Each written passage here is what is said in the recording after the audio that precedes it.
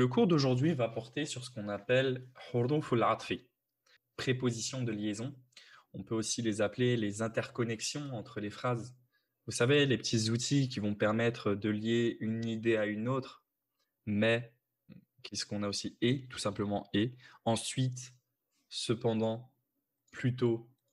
Et ça, en arabe, c'est ce qu'on appelle huruf al-atfi, les prépositions de liaison. Qui dit préposition dit invariabilité. Ça, il faut que ce soit automatique. Donc aujourd'hui, nous, ce qu'on va voir, c'est essentiellement des prépositions qui vont s'introduire dans des phrases et comment vont-elles agir en fait. Et ça, en fait, c'est pas une chose qui est nouvelle parce que des prépositions de liaison, à savoir huruf al-atf, on en voit depuis le début de nos cours ensemble. Simplement, à chaque fois, je vous disais, ça, on l'a pas vu ensemble, mais on l'a pas encore vu, laissez l'autre côté. Parce que on peut pas parler d'une chose si on l'a pas encore étudiée.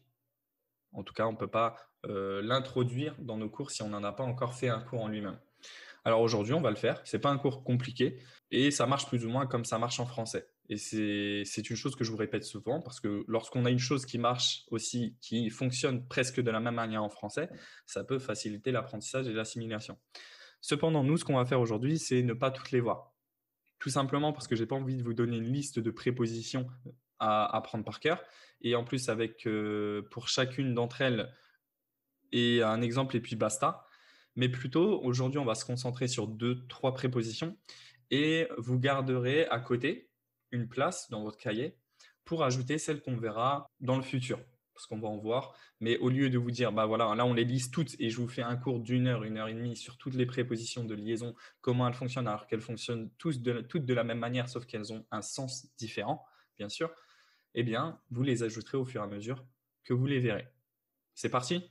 Très bien. La première que nous allons voir, c'est la préposition et, à savoir wa, qui est la plus fréquente.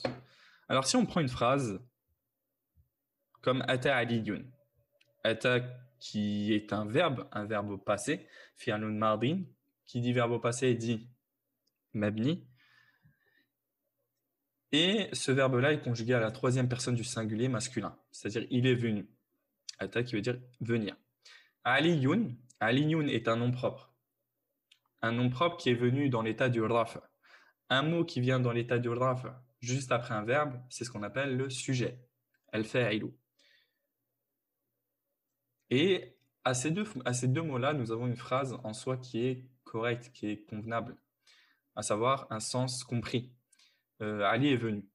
Maintenant, si nous voulons ajouter un complément à cette phrase-là, et qu'on veut, par exemple, ajouter un sujet à ce verbe-là, à cette action-là, eh bien, on va utiliser wa. Ali est venu et zawjatuhu, son épouse. Ce qu'il va falloir prendre en compte dans ce chapitre, c'est que ce qui va venir après ces éléments d'interconnexion, ces prépositions de liaison, va avoir un statut assez particulier. Ce qui va venir juste après cet élément-là. Quel est ce statut qui va apparaître? C'est qu'en fait, l'élément qui suivra cet élément d'interconnexion devra en fait suivre dans l'état ce qu'il est venu compléter. Je vais me répéter d'une autre manière. Ici, on a voulu ajouter en fait un deuxième sujet à cette phrase-là, c'est-à-dire Ali est venu et quelqu'un d'autre. Ce quelqu'un d'autre-là, à savoir zawjatuhu, son épouse, étant donné que son épouse, à proprement parler, c'est aussi un sujet de l'action de venir en fait. On va donc lui faire porter le même état que celui qui précédait l'élément de connexion. C'est assez simple à comprendre. C'est comme en français, nous avons Ali est venu et son épouse. Son épouse, en fait, en français, on n'a pas la notion d'état, une chose ou une autre, parce qu'en arabe, contrairement au français, ça joue beaucoup sur les états, sur les terminaisons, les déclinaisons. C'est ce qui va nous permettre de comprendre un sens à la phrase. Pour faire court, ici, Ali était le sujet. Nous avons placé une préposition de liaison entre les deux, à savoir et. Zawjatuhu ici est un deuxième fa'il en fait. Et c'est pour cela qu'il est dans le même état que Ali. Est-ce que c'est compris? On va voir d'autres exemples pour illustrer ça. En tout cas, zawjatuhu, et plus particulièrement zawjatu, parce que le hu ici, c'est juste un pronom qu'on est venu coller à la fin de ce nom-là, c'est le mudafun ilay. Eh bien, zawjatu a été amené à l'état de Ali. Puisque Ali était dans un état de raf et qu'on a voulu établir une liaison d'accompagnement exactement entre les deux, eh bien, on l'a fait venir dans le même état qu'était Ali. On appelle ça donc, ce mot-là qui est venu suivre l'autre, le ma'atouf. Ma'atoufun ala Ali. Zawjatu est donc le deuxième sujet de cette phrase-là.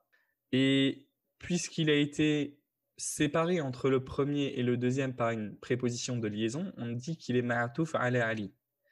C'est-à-dire qu'il est venu accompagner Ali, se lier. Et c'est exactement, en fait, ma'atouf vient du mot atf. Atf qui veut dire lier. Et c'est à ça que servent en fait les prépositions de liaison. Parce qu'elles vont lier une phrase à une autre et plutôt que d'avoir une deuxième phrase. En fait, les prépositions de liaison servent à quoi? En fait, à simplifier une information. Plutôt que d'avoir ata aliyun, atat zawjatu aliyin. Eh bien, en fait, on utilise une préposition de liaison qui va tout simplement simplifier et raccourcir l'information. Ata aliyun wa zawjatu, ce qui nous évite de répéter ata aliyun wa atat zawjatu. Autre cas de figure, et on va avoir une deuxième préposition de liaison. Prenons la phrase akala aliyun ruzan. Première partie de la phrase, Ali a mangé du riz. On utilisera une autre préposition de liaison, à savoir thumma. Thumma qui veut dire ensuite, qui introduit donc un sens une notion d'ordre plutôt. Une chose puis une autre. Thumma tufahatan. Ali a mangé du riz, puis ensuite une pomme. Ici, l'élément de liaison, la préposition de liaison, a été utilisée non pas pour joindre entre deux sujets, mais plutôt deux COD, deux maf'ulun bihi. Et c'est pour ça que, en analysant cette phrase-là, on a akala aliyun Ali qui est encore dans l'état de raf, à savoir qui est le fa'il dans la phrase, le sujet. Puis, on a introduit dans cette phrase-là, contrairement à la phrase précédente, un maf'ulun bihi, un COD. Ruzan qui veut dire du riz. Et étant donné que c'est un maf'ulun bihi, il est caractérisé par l'état du nasb. C'est pour cela qu'il porte la fatha. Vient ensuite la préposition de liaison, thumma, qui introduit une chronologie. Et vient ensuite un deuxième ism qui est dans l'état du nasb et qu'on comprendra facilement comme étant un COD. Un deuxième COD, maf'ulun bihi. Celui-là a été introduit après une préposition de liaison. Et la cause de son état du nasb, c'est tout simplement qu'il est ma'atouf ala ruz, qu'il est lié à ruz. Dans quoi? Dans leur fonction. Et c'est ça qu'en fait, si on doit retenir une chose, c'est que les éléments qui vont venir, parce que c'est pas forcément que des esma, et ça, c'est ce qu'on va voir juste après, les éléments qui vont suivre les prépositions de liaison sont forcément joints dans leur fonction à un élément antérieur à cette préposition de liaison. Et si, question intéressante, si on avait remplacé thumma par wa, eh bien ça aurait été une phrase correcte. Akala aliyun ruzan wa tufahatan. Sauf que l'idée n'aurait pas été la même. Tout simplement parce que wa n'implique pas forcément la chronologie, un ordre dans l'action. Alors que thumma, lui, implique forcément qu'une chose est venue avant une autre. Tandis que wa, ça peut être venu ensemble, tout comme ça peut être venu après ou avant. En fait, wa est assez imprécis. Ça peut être wa, c'est exactement le même sens presque, parce que ça signifie un accompagnement en fait. Wa et thumma impliquent tous les deux un accompagnement, une chose qui a succédé ou non à une chose. Exemple, dans la phrase de Ata aliyun wa zawjatu, son épouse peut être venue avant Ali. Rien n'implique forcément que Ali est venu avant son épouse. Son épouse a pu venir avant, ou en même temps, ou après. Tandis que thumma, c'est forcément une chose qui est venue après. Là, nous avons vu deux exemples des éléments qui sont des noms. À savoir que ce qui peut être joint dans la fonction, ça peut être aussi un verbe. Prenons un troisième exemple. Et on va garder la préposition wa parce que ça va être la plus facile pour illustrer cet exemple-là. Uridu an usafira. Je veux voyager. Wa adrusa. Et étudier. Qu'est-ce qu'on remarque ici? Ce qu'on peut remarquer, c'est que le verbe qui est conjugué au présent, ici est dans l'état du nasb. En témoigne la fatha à la fin. Pourquoi? Tout simplement parce qu'en fait, ce verbe-là a joint dans la fonction usafira, dans la fonction, et il est donc venu, en fait, se calquer sur son état à lui. C'est pour cela que nous disons que usafira est un verbe au présent qui est dans l'état du nasb par la fatha. Wa est une préposition de liaison. Et adrusa est exactement pareil que usafira. Pour quelle raison est-il dans le même état? Eh bien, parce qu'il est ma'atouf ala usafira. Parce qu'il est lié à l'état et dans la fonction à usafira. On ne va pas trop s'étendre sur les prépositions de liaison, tout simplement parce que les prépositions de liaison, il y en a pas mal. Il y en a une dizaine, il y en a 10. Ibn Ajurdoun les compte comme étant 10.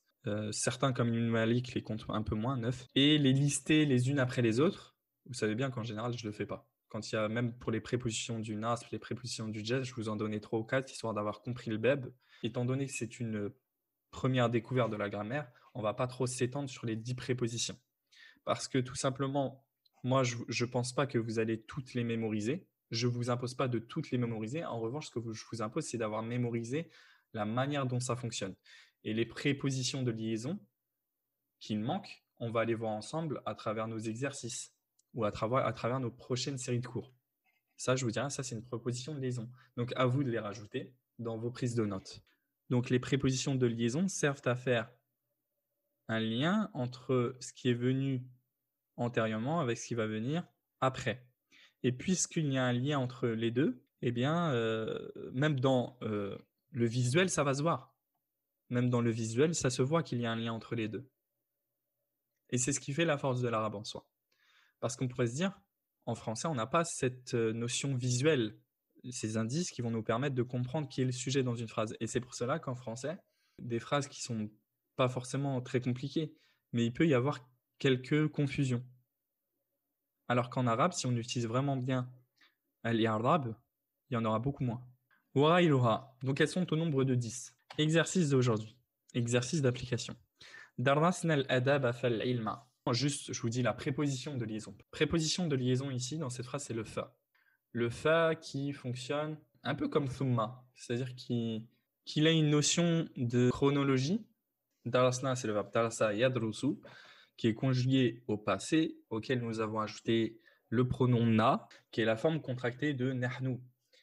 Et tout simplement parce que le verbe au passé se conjugue comme ça, avec l'ajout des pronoms suffixes, qui sont les pronoms de sujet, pronom fa'il, ce qu'on appelle damir ou fa'il, et ça veut dire nous avons étudié. Alors, darasa, fi'alun madin mabni. Le na, c'est le damir mabni wa fa'il. C'est nous qui avons étudié. Al-adaba. Al-adab, ism, de par la présence du alif lam au début, et qui termine par une fatha. Donc, il est dans l'état du nasb. Qu'est-ce qu'on pourra dire de lui? Ismun mansubun bil fathati. Quant à la raison de son état du nasb, on peut facilement deviner qu'il est dans cet état-là, tout simplement parce que il est maf'ulun bihi, à savoir COD. Un ism mansubun bil fathati après un verbe, c'est quasiment le maf'ulun bihi. Ensuite, nous avons fa. Fa, c'est harf wa atf. Le fa que nous avons ici, c'est la préposition de liaison. Toute préposition est mabni, donc on dit harf wa atf. Ou alors, si on veut vraiment être complet, on dit harf wa atfin mabni. Même si on devine facilement que toute préposition est mabni. C'est pour ça que, en général, arrivé à un moment, on ne le précise plus. Quand je vous dis harf jar, je ne vous dis pas harf jar mabni. Normalement, vous devez le deviner. Fal-ilma. Al-ilma est dans l'état du nasb. C'est un ism mansubun bil fathati, tout comme l'était al-adaba, mais ça n'en fait pas un na'at. Pourquoi ça n'en fait pas un na'at? Tout simplement déjà parce qu'il y a une préposition de liaison entre les deux, et que en plus, ici, c'est un nom complet. C'est pas un adjectif. Al-ilma ici n'est pas un adjectif. Et quant à la raison du pourquoi est-il dans l'état du nasb, eh bien tout simplement parce qu'il est venu se joindre à al-adab dans sa fonction, à savoir qu'il est aussi COD. Et les deux sont séparés par une préposition de liaison qui est fa. Fa qui introduit une une liaison chronologique, à savoir, nous avons étudié le adab, le bon comportement, puis nous avons étudié la science. Et après avoir étudié le adab, nous avons étudié la science. C'est ça que, que signifie en fait cette préposition-là. الأدب اسم منصوب بالفتحة ومفعول به en fait je l'avais mis حرف عطف مبني العلم اسم منصوب بالفتحة ومفعول به et il est معطوف على الأدب. La raison de son état et qu'il est maf'ulun bihi, c'est tout simplement qu'il est venu se joindre à al-adab dans sa fonction.